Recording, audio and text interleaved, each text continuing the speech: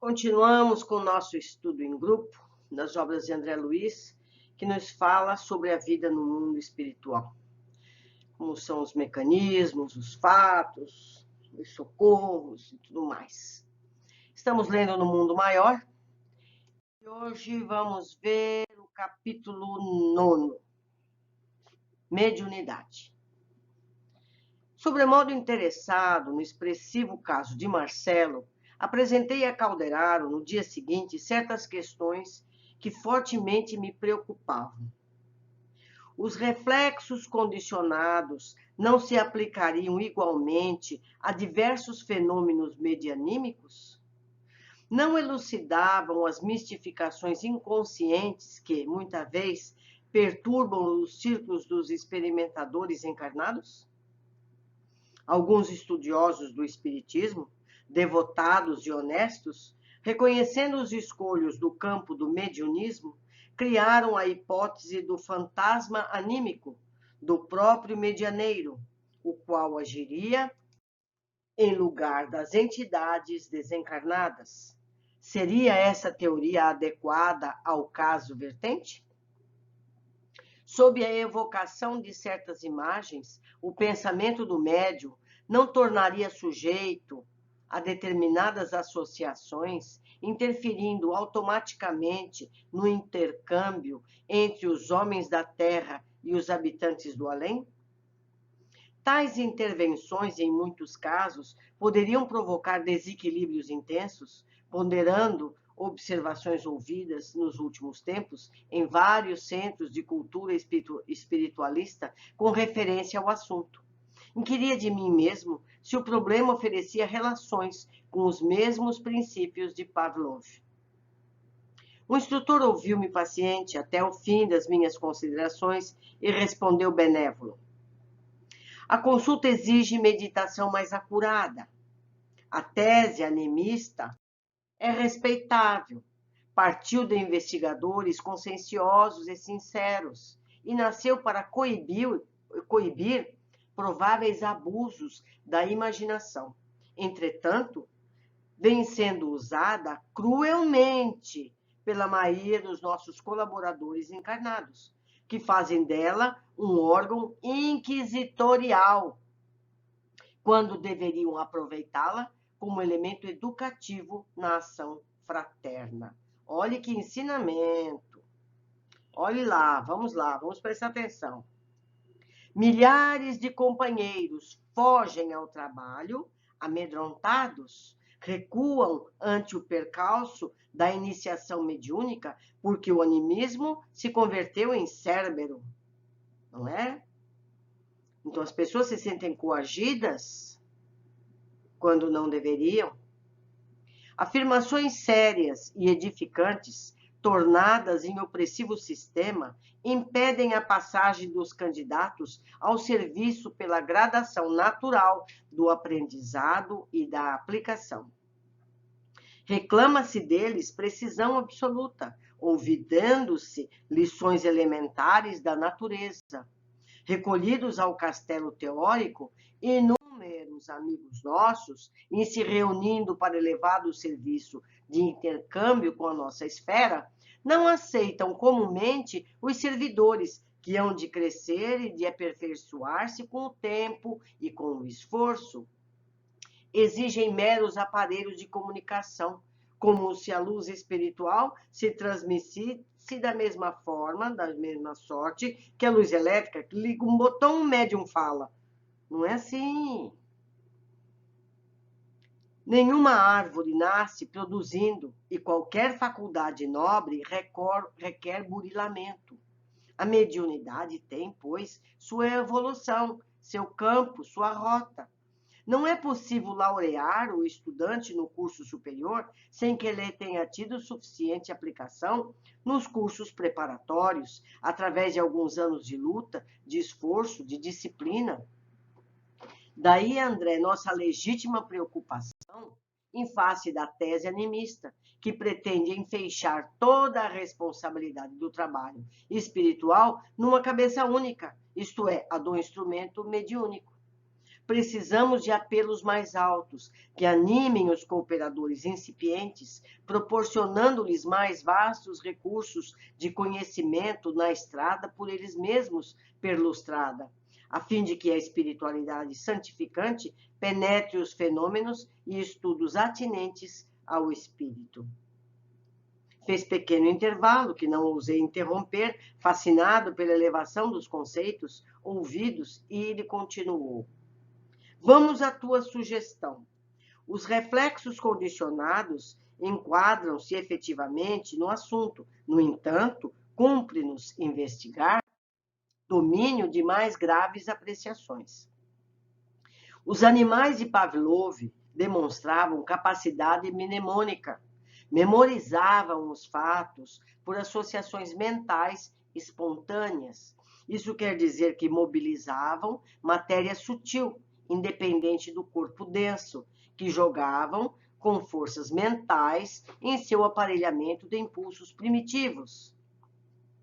Se as consciências fragmentárias do experimento eram capazes de usar essa energia, provocando a repetição de determinados fenômenos no cosmos celular, que prodígios não realizará a mente de um homem, cedendo não a meros reflexos condicionados, mas a emissões de outra mente em sintonia que a dele?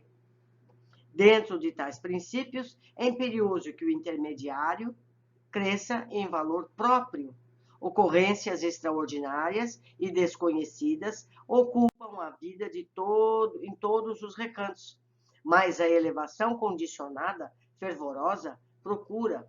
Ninguém recebe as bênçãos da colheita sem o suor da sementeira. Lamentavelmente, porém, a maior parte de nossos amigos parecem desconhecer tais imposições de trabalho e de cooperação. Exigem faculdades completas. Quer dizer, eles querem que o médico chegue completo, pronto, feito, você liga, fala, desliga, vai para casa. Não é assim. É preciso paciência, tempo, trabalho, estudo. O instrumento mediúnico é automaticamente desclassificado se não tem a felicidade de exibir absoluta harmonia com os desencarnados no campo tríplice das forças mentais, perispirituais e fisiológicas. Compreendes a dificuldade? Não é fácil ser médium. É preciso ter paciência, colaboração. Sim, começava a entender. As elucidações, todavia, eram demasiado fascinantes para que me abalançasse a qualquer apontamento. Guardei, por isso, a continuação das definições na postura de humilde aprendiz. O assistente percebeu minha íntima atitude e continuou. Buscando o símbolo mais singelo, figuremos o médium como sendo uma ponte a ligar duas esferas, entre as quais se estabeleceu aparente solução de continuidade em virtude da diferenciação da matéria no campo vibratório. O médium é um meio, como a palavra diz, entre uma situação desencarnada e uma situação encarnada. Quer dizer, ele tem que atuar nos dois campos da situação para poder ter uma comunicação. Para ser instrumento relativamente exato, é imprescindível haver aprendido a aceder, e nem todos os artífices da oficina mediúnica realizam, a breve trecho, tal aquisição. Quem reclama devoção à felicidade do próximo, elevada compreensão do bem coletivo, avançado espírito de concurso fraterno e de serena superioridade dos atritos com a opinião alheia,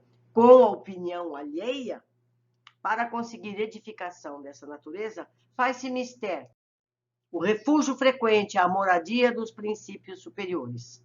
A mente do servidor, do médium, há de fixar-se nas zonas mais altas do ser, onde aprenderá o valor das concepções sublimes, renovando-se e quintessenciando-se para constituir elemento padrão dos que lhe seguem a trajetória.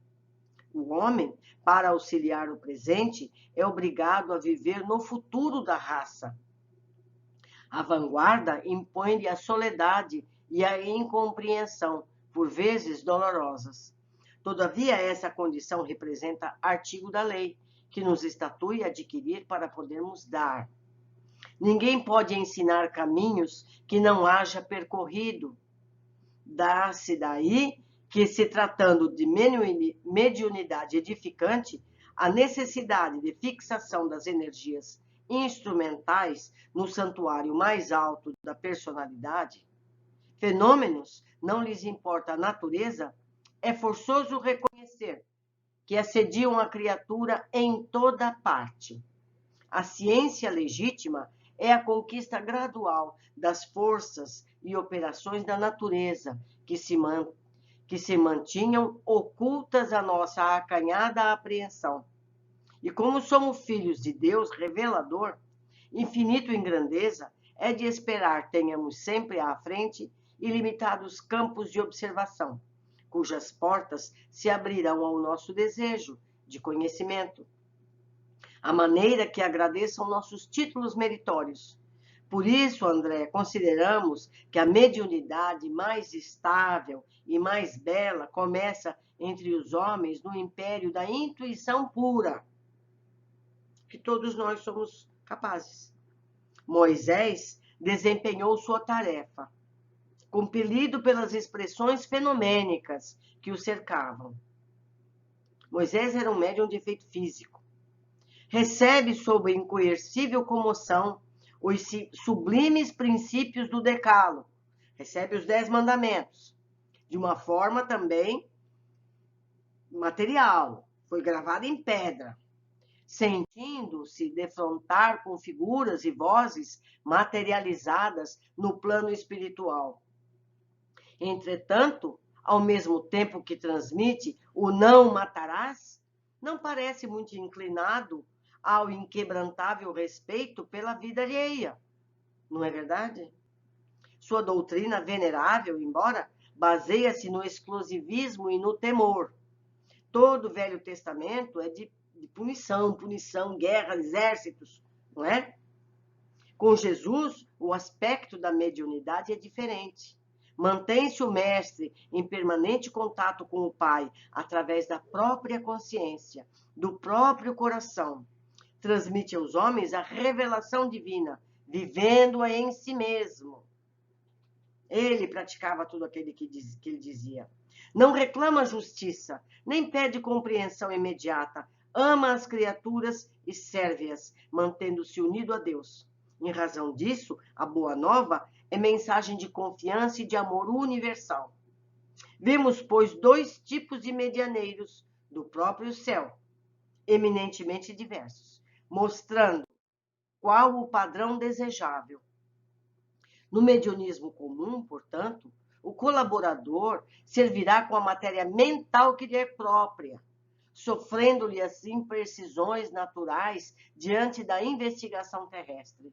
E, após adaptar-se aos imperativos mais nobres da renúncia pessoal, edificará, não de improviso, mas à custa de trabalho incessante, o templo interior de serviço, no qual reconhecerá a superioridade do programa divino acima de seus caprichos humanos. Nós não podemos dar o que não temos. Então é importante que os médiuns de todos os níveis estudem, pratiquem, exercitem as mensagens que recebem. Seguindo.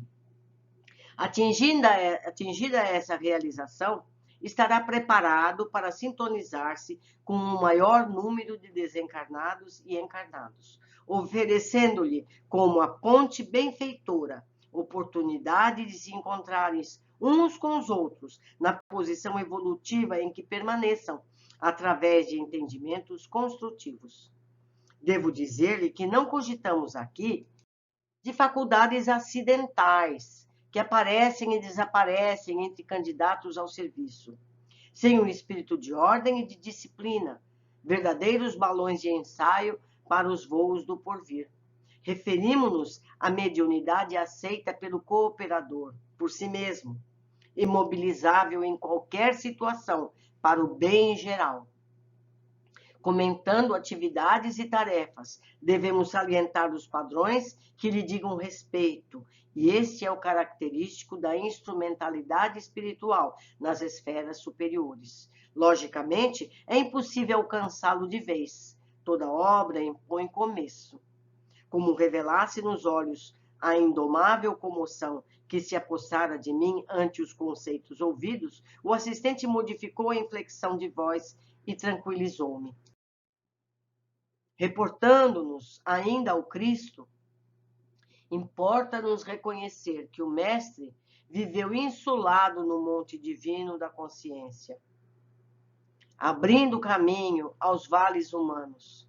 Claro está que nenhum de nós abriga a pretensão de copiar Jesus. Contudo, precisamos inspirar-nos em suas lições. Há milhões de seres humanos, encarnados e desencarnados, na mente fixa na região menos elevada dos impulsos inferiores, absorvido pelas paixões instintivas, pelos remanescentes do pretérito envelhecido, presos aos reflexos condicionados das comoções perturbadoras, a que, inermes, se entregam. Outros tantos mantêm-se injungidos à carne e fora dela, para, na atividade desordenada, em manifestações afetivas sem rumo, no apego desvairado à forma que passou ou à situação que não mais se justifica. Outros ainda param na posição beata do misticismo religioso, exclusivo, sem realizações pessoais no setor da experiência e do mérito, que os integre no quadro da lídima elevação. Subtraído o corpo físico, a situação prossegue quase sempre inalterada para o organismo perispíritico, fruto do trabalho paciente e da longa evolução. Este organismo, constituído embora de elementos mais plásticos e sutis, ainda é edifício material de retenção da consciência, o perispírito. Muita gente, no plano da crosta planetária, conjetura que o céu nos revista a túnica angelical, logo que baixando o corpo à sepultura. Isso, porém, é grave erro no terreno da expectativa. Naturalmente, não nos referimos nessas considerações a espírito da estofa de um Francisco de Assis, nem a criaturas extremamente perversas. Uns e outros são cabíveis em nosso quadro. O zênite e o nadir, o em cima e o embaixo da evolução terrestre, não entram em nossas cogitações. Falamos de pessoas vulgares, pessoas comuns, quais nós mesmos, que nós vamos em jornada progressiva, mais ou menos normal, para concluir que tal estado mental que alimentamos, tais as inteligências desencarnadas ou encarnadas, que atraímos, das quais nos fazemos instrumentos naturais, embora de modo indireto. E a realidade, meu amigo, é que todos nós, que nos contamos por centenas de milhões, não prescindimos de medianeiros iluminados, aptos a colocar-nos em comunicação com as fontes do suprimento superior. Necessitamos do auxílio de mais alto, requeremos o concurso dos benfeitores que demoram acima de nossas paragens. Para isso, há que organizar recursos de receptividade. Nossa mente sofre sede de luz, como o organismo terreno tem fome de pão. Amor e sabedoria são substâncias divinas que nos mantêm a vitalidade.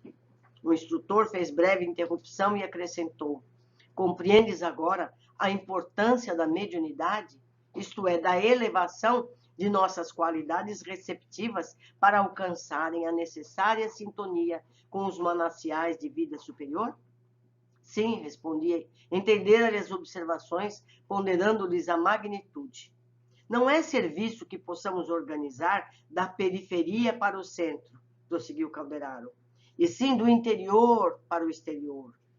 O homem encarnado, quase sempre empolgado pelo sono da ilusão, poderá começar pelo fenômeno.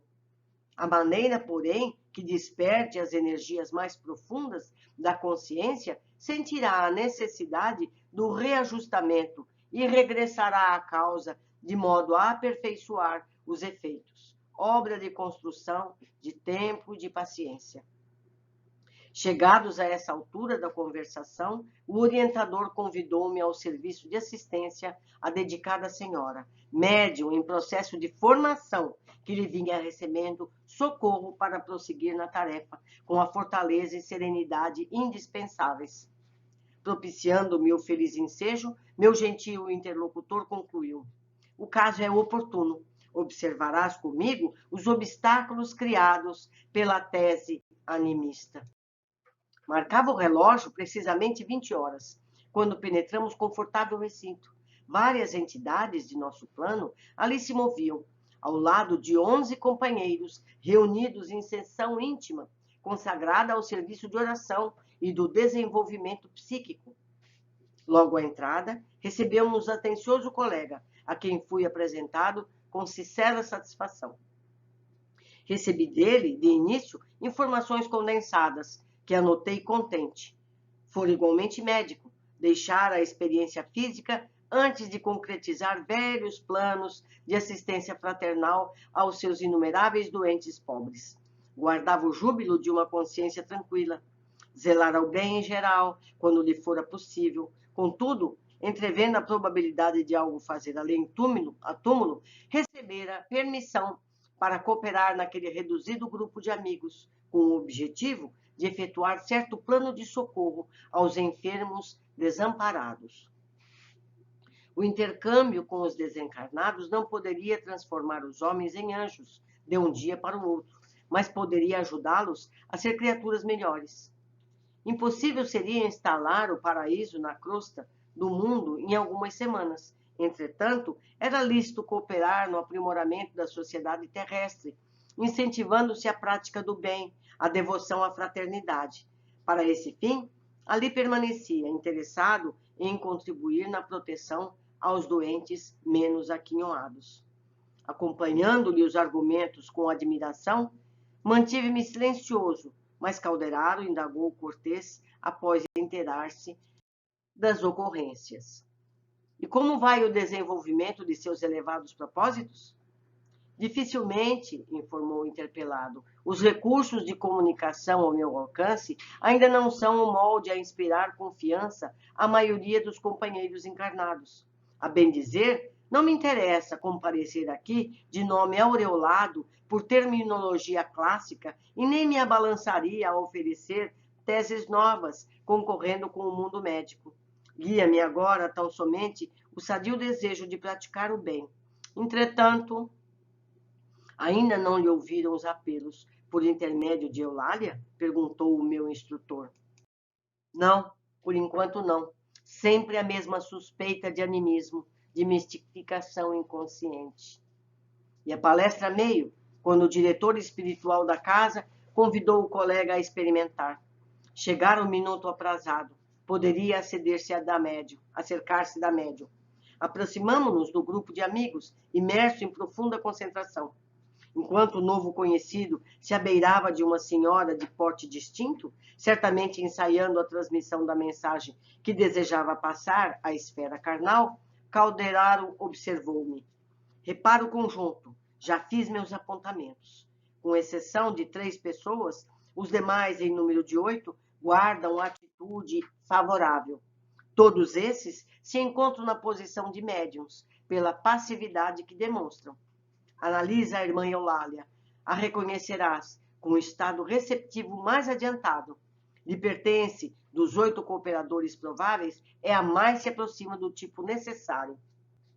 No entanto, o nosso amigo médico não encontra em sua organização psicofísica elementos afins perfeitos. Nossa colaboradora não se liga a ele através de todos os seus centros perispirituais. Não é capaz de elevar-se à mesma frequência de vibração em que se acha o comunicante. Não possui suficiente espaço interior para comungar-lhe as ideias e conhecimentos. Não lhe absorve o entusiasmo total pela ciência, por ainda não trazer de outras existências, nem haver construído na experiência atual as necessárias teclas evolucionárias que só o trabalho sentido e vivido lhe pode conferir. Eulália manifesta, contudo, em grande poder o da vontade criadora, sem o qual é impossível o início da ascensão às zonas mais altas da vida. É a porta mais importante pela qual se entenderá com o médico desencarnado. Este, a seu turno, para realizar o nobre desejo que o anima, vê-se compelido, em face das circunstâncias, a pôr de lado a nomenclatura oficial, a técnica científica, o patrimônio de palavras que lhe é peculiar, as definições novas, a ficha de renome, que lhe coroa a memória nos círculos dos conhecidos e dos clientes. Poderá identificar-se com Eulália para a mensagem precisa, usando também a seu turno a boa vontade e adotando essa forma de comunicação. Valer-se-á, acima de tudo, da comunhão mental, traduzindo ao mínimo a influência sobre os centros neuropsíquicos e que, em matéria de mediunismo, há tipos idênticos de faculdades, mas enormes desigualdades nos graus de capacidade receptiva, os quais variam infinitamente, como as pessoas. O instrutor silenciou por momentos e prosseguiu. Não nos esqueça que formamos agora uma equipe de trabalhadores em ação experimental. Nem o provável comunicante chegou a concretizar as bases de seu projeto, nem a médium conseguiu ainda suficiente clareza e permeabilidade para cooperar com ele. Num terreno de atividades definidas, neste particular, poderíamos agir à vontade. Aqui não. Nosso procedimento deve ser de neutralidade mental, não de interferência. Compreendendo, pois, que todos os recursos cumprem serem aproveitados no êxito da louvável edificação, nenhum de nós intervirá, perturbando ou consumindo o tempo. É-nos facultado permutar ideias, analisar a ocorrência, mas com absoluta isenção de ânimo. O momento pertence ao comunicante, que não dispõe de aparelhamento mais perfeito para a transmissão. Nesse instante, indicou-me o colega que, de pé, junto a Eulália, mantinha a mente iluminada e vibrante num admirável esforço por derruir a natural muralha entre a nossa esfera e o campo da matéria densa. Anota as particularidades do serviço, disse-me Calderaro, com significativa inflexão de voz. Todos os companheiros em posição receptiva estão absorvendo a emissão mental do comunicante, cada qual a seu modo. Repara calmamente. Ou seja, o espírito que está comunicando, ele vai falar direto com Eulália, mas a transmissão mental dele pode alcançar todos os médios ao redor. É uma forma de um cooperar com o outro, concordando ou discordando.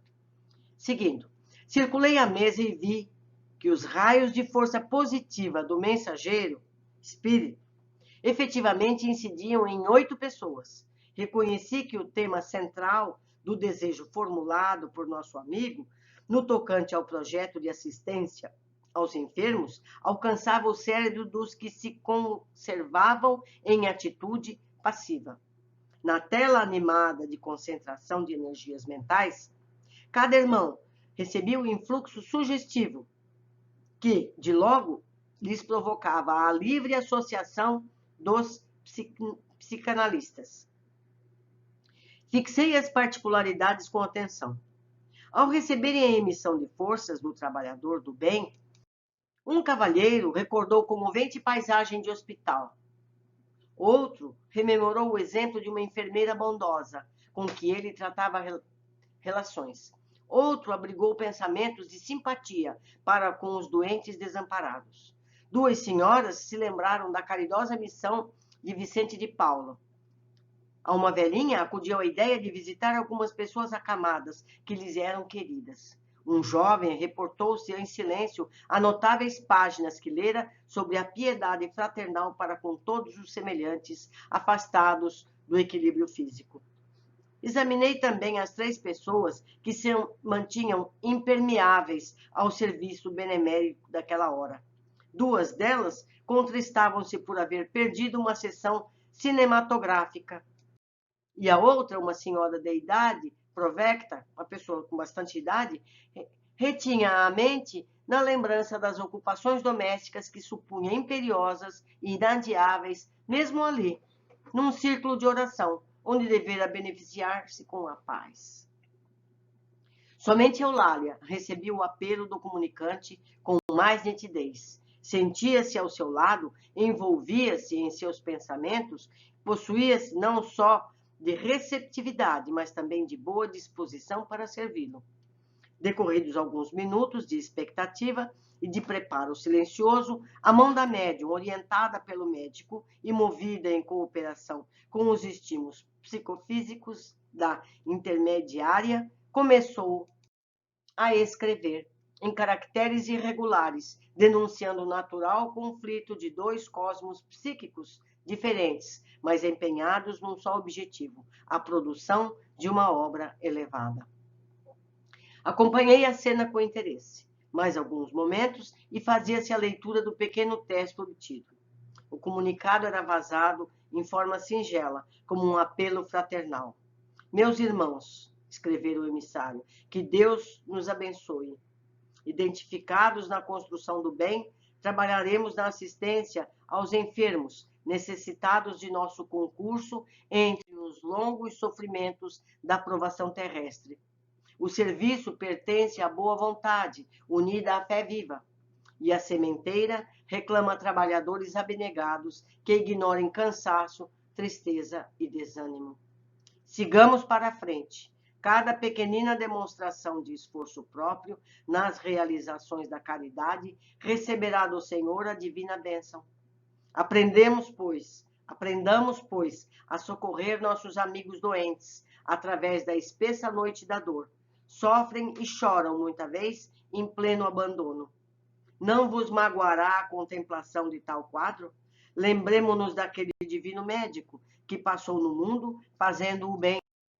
Dele recebemos a força necessária para progredir. Estará conosco na grande jornada de comiseração pelos que padecem. Fiamos de vós, em vossa dedicação à causa da bondade evangélica.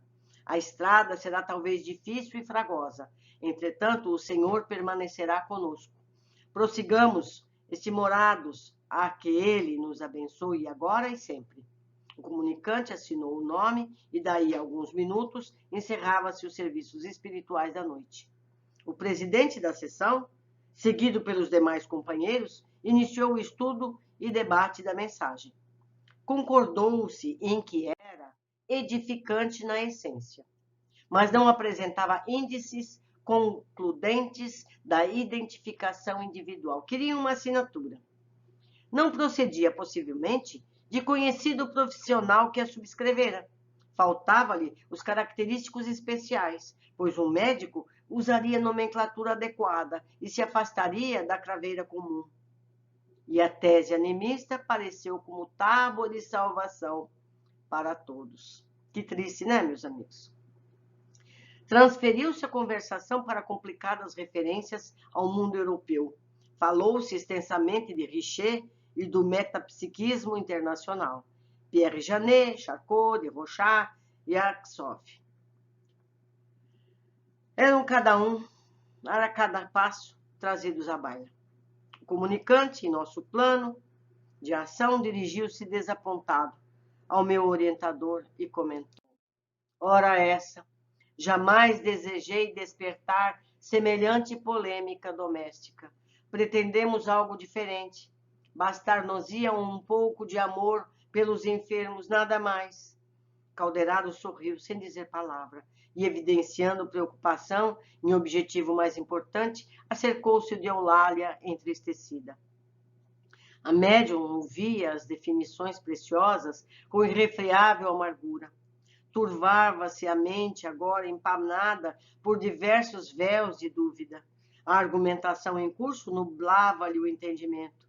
Marejavam-lhe os olhos de lágrimas que não chegavam a cair. Abeirando-se dela, o instrutor falou-me bondoso. Nossos amigos encarnados nem sempre examinam as situações pelo prisma da justiça real. Eulália é colaboradora preciosa e sincera. Se ainda não completou as aquisições culturais no campo científico, é suficientemente rica de amor para contribuir à sementeira de luz. Encontra-se, porém, desabrigada entre os companheiros invigilantes. Permanece sozinha e, assediada como está, é suscetível de abater-se. Auxiliemo-la sem detença. A destra do assistente, espalmada sobre a cabeça de nossa respeitável irmã, expendia brilhantes raios que lhe desciam do encéfalo ao tórax, qual fluxo renovador. A médium, que antes parecia torturada, sopitando a custo de natural reação às opiniões que ouvia, voltou à serenidade. Caiu-lhe a máscara de descontentamento. Dissipou-se-lhe a tristeza destrutiva. Os centros perispiríticos tornaram a normalidade. A epífise irradiou branda luz. As nuvens de mágoa que se lhe esboçavam na mente esfumaram-se como por encanto. Em suma, amparada pela atuação direta do meu orientador, Eulália sabia dos percalços do trabalho e mergulhava-se gradativamente no ameno clima da compreensão.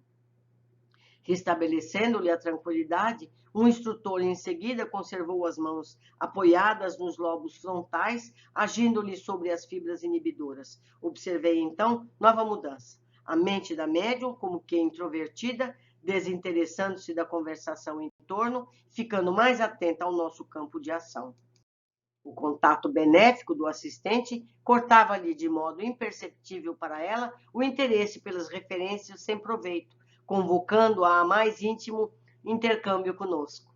Com ternura paternal, Cauteraro, conservando as mãos na mesma postura, inclinou-se-lhe aos ouvidos e falou carinhosamente: Eulália, não desanimes. A fé representa a força que sustenta o espírito na vanguarda do combate pela vitória da luz divina e do amor universal.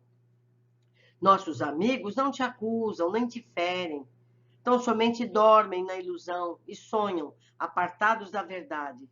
Desculpa-os pelas futilidades do momento. Mais tarde, eles despertarão para o esforço de espalhar-se o bem.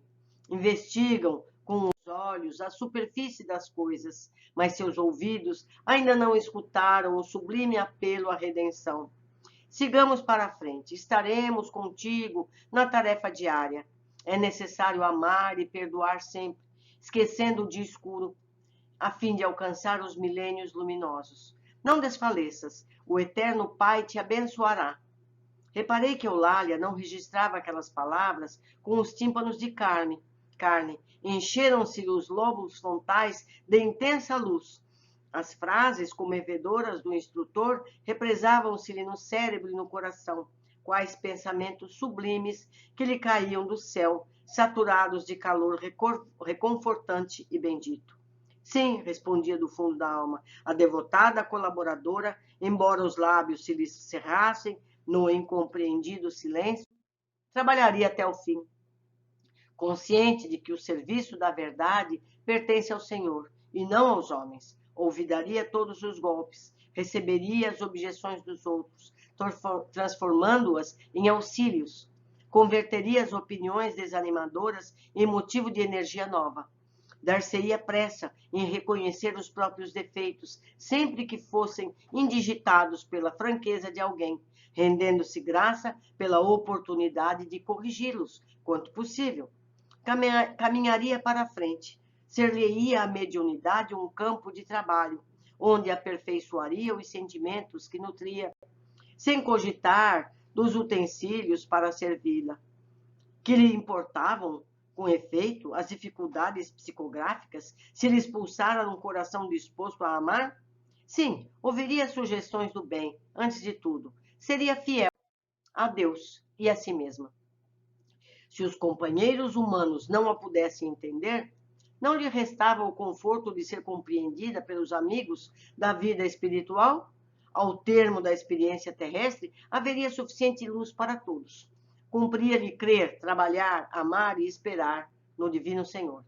O assistente retirou as mãos, deixando-a livre e, reaproximando-se de mim, asseverou: Nossa irmã foi auxiliada e está bem. Louvado seja Deus. Observando os lóbulos frontais da médium, tão revestido de luminosidade, fiz sentir a Calderaro minha admiração. O instrutor amigo, não se esquivando a novos esclarecimentos, informou: Eulália, nesse instante, Fixa-se mentalmente na região mais alta que lhe é possível. Recolhe-se calmo ao santuário mais íntimo, de modo a compreender e desculpar com proveito. Indicando a referida região cerebral, concluiu: nos lobos frontais, André, historização fisiológica dos centros perispiríticos importantes, repousam milhões de células à espera para funcionar, no esforço humano para o setor da espiritualização. Nenhum homem, dentre os mais arrojados pensadores da humanidade, desde o pretérito até os nossos dias, logrou jamais utilizá-las na 10ª parte. São forças de um campo virgem, que a alma conquistará, não somente em continuidade evolutiva, senão também a golpes de autoeducação, de aprimoramento moral e de elevação sublime. Tal serviço, meu amigo, só a fé vigorosa e reveladora poderá encetar, como indispensável lâmpada vanguardeira do progresso individual. Meus amigos, esse capítulo é para a maioria de nós que sabe apontar os dedos para as pessoas que se doam com tanto carinho e não são compreendidas. Vamos reler alguns passos e meditar sobre eles. André segue com seus raciocínios. Os reflexos condicionados não se aplicariam igualmente a diversos fenômenos medianímicos? Não elucidavam as mistificações inconscientes que muitas vezes perturbam os ciclos dos experimentadores encarnados? Estudiosos do espiritismo criaram a hipótese do fantasma anímico do próprio medianeiro, o qual agiria em lugar das entidades desencarnadas. Seria essa teoria adequada ao caso vertente? Ao que Calderaro explica. A tese animista é respeitável. Partiu de investigadores conscienciosos e sinceros e nasceu para coibir os prováveis abusos da imaginação. Entretanto, vem sendo usada cruelmente pela maioria dos nossos colaboradores encarnados, que fazem dela um órgão inquisitorial, quando deveriam aproveitá-la como elemento educativo na ação fraterna. Ou seja, quem acusa de animismo está desviando a atenção. Quando deveria apoiar o médium, ele desinteressa, desestimula, enfraquece. Portanto, não devemos criticar ou acusar os médiuns. Toda comunicação é valiosa e o que deveria importar é a mensagem e não o canal de comunicação. Devemos cuidar dos conteúdos e dar a todos o suporte necessário. Quer ver um exemplo? É como você receber o telefonema de alguém e a notícia não ser a que você quer ouvir e você culpar o telefone. Não é? A culpa é do telefone? Ou você tem que ouvir a mensagem e fazer dela uso? É a mesma coisa. O médium é o telefone, só isso. Não é? Seguindo.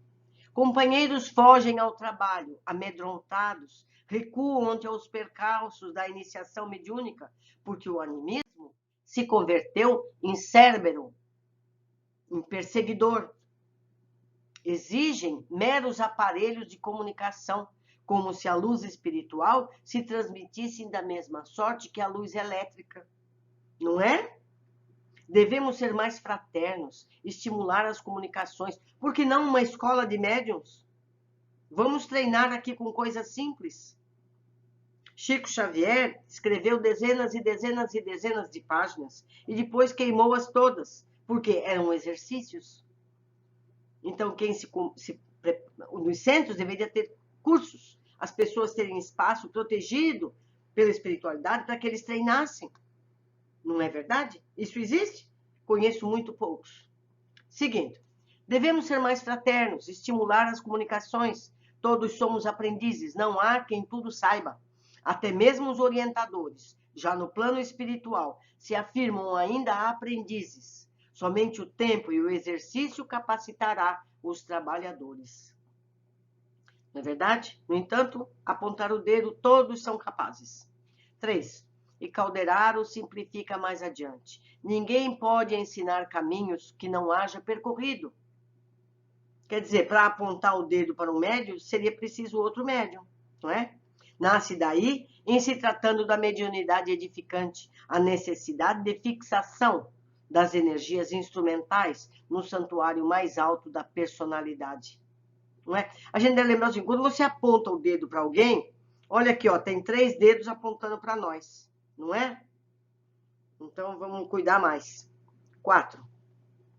Calderaro descreve a mediunidade de Moisés, que recebeu do alto os 10 mandamentos, entre eles o não matarás, embora ele mesmo não tivesse livre de erros.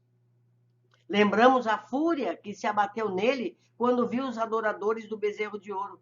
Logo embaixo, quando ele chegou com as tábuas. E a mediunidade de Jesus era todo amor. E demonstrava isso em suas atitudes. Diz Calderaro, então, vemos, pois, 2 tipos de medianeiros do próprio céu, porque os 2 são abençoados. Os 2 fizeram a tarefa que se propuseram. No mediunismo comum, portanto, o colaborador servirá com a matéria mental que lhe é própria. Você só pode dar o que você tem, sofrendo-lhe as imprecisões naturais diante da investigação terrestre. E, após adaptar-se aos imperativos mais nobres da renúncia pessoal, edificará, não de improviso, mas à custa de trabalho incessante, o templo interior de serviço, no qual reconhecerá a superioridade do programa divino acima de seus caprichos humanos. Toda obra impõe um começo. Portanto, é necessário o exercício mediúnico para que o médium possa crescer e capacitar-se. E deve contar sempre com a oportunidade e não com críticas ou acusações. O que importa é a mensagem. Desprezaríamos um lindo presente ou a oportunidade de trabalho se esta chegasse a nós em um veículo com pintura descorada, com o papel rasgado? O que importa é o presente, é o que está dentro. Queremos o conteúdo ou o papel do presente? Não é verdade? E eu, me lembrando do texto que a gente acabou de ler, o médico que faz a comunicação diz da incapacidade da médium de entender os termos técnicos da medicina, porque o espírito conta com o conteúdo mental do médium para poder escrever. Eu tive a oportunidade de conhecer situações de médiuns em que o espírito pedia para o médium ler determinados livros, estudar determinados termos. Por quê? Porque o espírito precisaria que ele conhecesse aquele assunto para que ele tivesse mais facilidade para escrever aquele assunto, certo? Mas isso nem sempre é possível, não é? O importante é treinar, treinar, treinar, ter boa vontade. 5. Calderaro volta a comentar sobre o estado da maioria dos humanos na Terra. Há milhões de seres humanos encarnados e desencarnados de mente fixa na região menos elevada dos impulsos inferiores, absorvidos pelas paixões instintivas, a zona do instinto, pelos remanescentes do pretérito envilecido, presos aos reflexos condicionados das comoções perturbadoras e que, inermes, se entregam. Outros tantos mantêm-se jungidos à carne ou fora dela na atividade desordenada, em manifestações afetivas sem rumo, no apego desvairado à forma que passou ou à situação que não mais se justifica. Outros ainda param na posição beata do misticismo religioso, exclusivo, sem realizações pessoais no setor da experiência e do mérito, que os integrem no quadro da vindima elevação. Subtraído o corpo físico, a situação prossegue, quase sempre inalterada. E onde estamos nós? O que estamos fazendo para passar a viver conforme convida o cérebro superior? Ainda nos apegamos a sentidos de posse, seja de objetos ou pessoas? Ainda nos fixamos nas ofensas que nos fizeram? Ou já estamos trabalhando no amar mais, ajudar mais, perdoar mais e assim desenvolver nosso cérebro superior? Tudo depende de cada um. Essas capacidades não podem ser doadas, precisam ser desenvolvidas. A gente precisa fazer uma análise do que nos anima. A gente fica irradiante com o quê? Quando acontece o quê? Quando o nosso herói ganha? Quando o carro que a gente torce ganha a corrida? Quando é que a gente fica animado?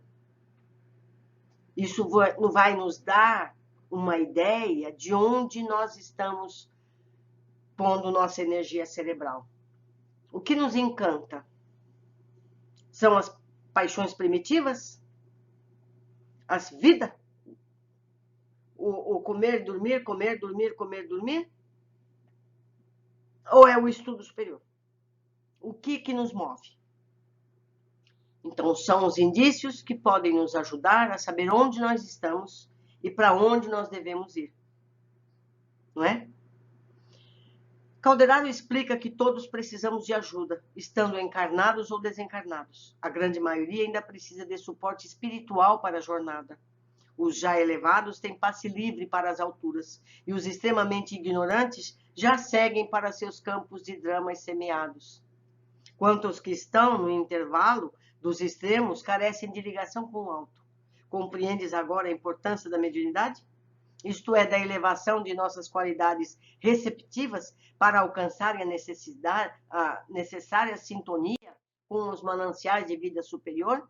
O intercâmbio com os desencarnados não poderia transformar os homens em anjos de um dia para o outro, mas poderia ajudá-los a ser criaturas melhores. Todos precisamos exercer nossa capacidade mediúnica. Todos. Não é porque você não vai ser médium lá no centro espírita que você não precisa desenvolver. Porque a espiritualidade mantém contato conosco diariamente. Em todos os momentos em que a gente clama. Quando às vezes você não pede, me ajuda nisso, me ajuda naquilo. Se você não tem capacidade de sintonia com o plano mais alto, você não vai receber esses recados deles, não é? Nem todos para o trabalho efetivo, nem todos para que possamos receber as orientações do alto constantemente, auxiliando com intuições que nos ajudam a escolher os caminhos justos para a nossa evolução. Já estamos fazendo uma grande coisa. Nos sintonizarmos com os nossos protetores para que façamos a coisa certa, não é? 7. Calderaro, em exemplo prático, nos leva a um grupo de trabalho mediúnico e pergunta ao responsável espiritual: ainda não lhe ouviram os apelos por intermédio de Eulália? Perguntou ao meu instrutor: não, por enquanto não, sempre a mesma suspeita de animismo, de mistificação inconsciente. Então os espíritos vão lá toda vez, toda semana, para fazer o contato e ninguém acredita no que está escrito? Não é preciso esses espíritos terem muita paciência com a gente? Sabemos como acontece. Quando a recomendação trazida não nos interessa, especialmente se nos recomenda a mudança de atitudes, é sempre mais fácil não acreditar na mensagem. E assim adiar nossa própria ação em benefício pessoal. Quer ver um exemplo? Essas mensagenzinhas de papel pequenininho que a gente recebe, nunca é pra gente. É sempre para alguém que a gente conhece, não é verdade? Tá aí o exemplo. Você vai dizer que o médium que escreveu ali, geralmente Chico Xavier, fez mediunismo, que é animismo? Não. É que a gente não quer ouvir aquilo para nós. Serve para o outro. Então, precisamos ser mais honestos conosco. Não é nem com os outros, é conosco. 8. Repara o conjunto. Já fiz meus apontamentos, disse Calderaro. Pede a André que observe os 8 médios disponíveis. Destaque a Eulália como a mais apta em passividade. No entanto, não é capaz de elevar-se à mesma frequência de vibração em que se acha o comunicante. Ela é a melhor deles, hein? Não possui suficiente espaço interior para comunicar-lhes as ideias e conhecimentos. Não lhe absorve o entusiasmo total pela ciência, por ainda não trazer de outras existências. Nem haver construído na experiência atual as necessárias teclas evolucionárias que só o trabalho sentido e vivido lhe pode conferir. Eulália manifesta, contudo, um grande poder, o da boa vontade, criadora, sem o qual é impossível o início da ascensão às zonas mais altas da vida. É a porta mais importante pela qual se endereçará com o médico encarnado. Ou seja, a comunicação seria mais fácil se Eulália entendesse do assunto, que seria tema da mensagem. Mas a boa vontade dela ajudaria para que a mensagem fosse minimamente passada. Por isso, os médiuns precisam estar sempre alertas a novos conhecimentos, ter vontade de aprender minimamente sobre os assuntos de seus comunicantes têm como rotineiros. Eu me lembrei agora de um médium conhecido que se espantou com a assinatura de uma mensagem. E ele falou assim para o espírito, né? Mas por que eu vou receber uma mensagem sua? Um espírito tão alto, tão conhecido? Por que eu? O espírito disse para esse médium: Não, não é porque você é lindo, maravilhoso, não. É porque você está disponível. Você está aqui disponível para receber a mensagem. Certo? Então, outros mais elevados, mais capacitados para receber tal mensagem, não estavam disponíveis. Quer dizer, de que adianta você ter toda a competência para receber uma mensagem se você não está disposto a fazer? Não é? Então, a capacidade de Eulália, a principal ela tinha, era a boa vontade para o trabalho, não é? E nós, onde nós estamos? Eu sempre me pergunto isso, onde eu estou? Para que eu sirvo? 9. Calderaro diz que todos os 8 médiuns receberiam a informação. Ele já havia dito antes que a comunicação seria mental e não direta. Não iam tomar o braço dela, ia ser através da mente. Todos os companheiros em posição receptiva estão absorvendo a emissão mental do comunicante, cada qual a seu modo. Pois a bagagem pessoal e intelectual de cada um é diferente, então interpretarão o conteúdo de modo diferente. Nos foi mostrado como cada um recebeu a mensagem, sugerida pelo médico, inclusive das 3 pessoas mais refratárias, que pensavam em seus interesses pessoais e nada receberam. Quer dizer, em vez de criticar a Eulália, porque os outros médiuns não disseram, realmente, eu pensei tal coisa, é do mesmo assunto, não é? Os outros não poderiam dizer isso, os outros 7 não podiam dizer, olha, o assunto é esse mesmo, porque eu vi isso, porque eu escutei aquilo. Não é verdade? Quer dizer, não há nem a cumplicidade entre eles, né? A associação, o carinho. 10. A mensagem psicografada foi analisada pelo dirigente. Concordou em que era edificante na essência. Tinha um conteúdo elevado, mas não apresentava índices concludentes da identificação individual. Importa a assinatura? Não procedia, possivelmente, do conhecido profissional que a subscrevera. Faltavam-lhe as características especiais, pois um médico usaria nomenclatura adequada e se afastaria da craveira comum. Mas a Eulália não podia, não tinha capacidade, não conhecia essas palavras, como ela ia escrever coisas que ela não conhece. Quando a gente lê aqui no nosso texto uma palavra que a gente não conhece, eu vou no dicionário para saber o que é, tento trazer para cá, não é verdade? A Eulália não pode fazer isso na hora que está escrevendo. Ele deveria ter analisado que os demais também receberam imagens relacionadas ao tema, médico, hospital, saúde, doença, não é? E a tese animista apareceu como tábua de salvação para todos. É mais fácil do que trabalhar, vou ter que trazer doente aqui, vai dar um trabalho danado, você entendeu? Aí esses doentes não saram, vão pôr a culpa na gente. Não será que não é tudo isso que passou na cabeça desse dirigente? Ele preferiu achar que não estava na altura, que estaria se fosse mesmo um médico. Perdeu uma bela oportunidade esse dirigente, não é? 11. E Calderaro nos fala sobre os que aprendemos no capítulo 3, regiões do cérebro. Nos lóbulos frontais, André, exteriorização fisiológica dos centros perispiríticos importantes. Repousam milhões de células à espera para funcionar. Do esforço humano no setor da espiritualização. Todos nós, isso é para todos nós. Nós temos essa região do cérebro a ser desenvolvida. Vamos fazer algum exercício. Nenhum homem, dentre os mais arrojados pensadores da humanidade, desde o pretérito até os nossos dias, logrou jamais utilizá-las na 10ª parte. Certo? Autoeducação, aprimoramento moral, elevação sublime, tal serviço, meu amigo, só a fé vigorosa e reveladora pode encetar como indispensável lâmpada vanguardeira do progresso individual, pois cabe a cada um de nós aprimorarmos nossa capacidade mental, desenvolver o lóbulo frontal, oração, elevação, abertura para novas ideias, fraternidade em todos os campos da sociedade, combater os temas dos cérebros mais primitivos, egoísmos, combates, posse, sentimentos menos nobres.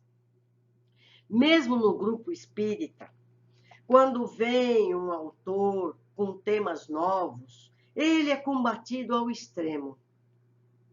Muitas vezes, assuntos que estão nas obras básicas. Mas dá trabalho a gente absorver esse conteúdo novo. É melhor a gente ficar com o velho conhecido. Não é isso? Quantos de nós já não ouvimos essas críticas a este ou aquele autor? Não é? Quando a gente para um pouquinho, pega um livro da codificação, vê lá o assunto sendo trazido à luz. Não é verdade? Mas é isso, meus amigos. Já terminamos hoje mais um capítulo. Eu espero que não tenha sido cansativo para vocês. O material está sempre aí, pode ser relido. Eu conto que vocês me chamem atenção para alguma coisa que eu tenho entendido mal. Deixo aqui meu e-mail, meu contato. Um grande abraço, bom descanso a todos. Até a próxima.